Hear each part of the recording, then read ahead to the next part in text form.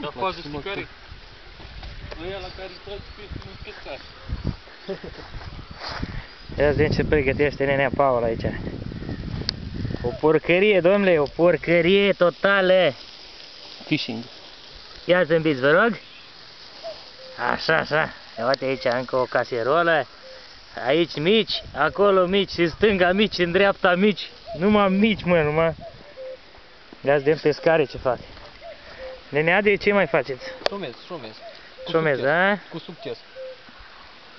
Cam fântână, cam fântână.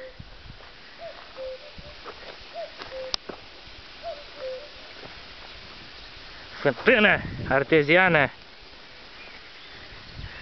Domnul Andrei ce face? Locul meu de baștină, de unde este scaunul meu frumos. Domnul Andrei, salutați, vă rog. Croșetează, el. Pluta mea s-a scufundat, dar nu, un pește n-aduce fericirea. Cumva recunoști, Paul, că peștele care l-ai prins are cataractă, nu?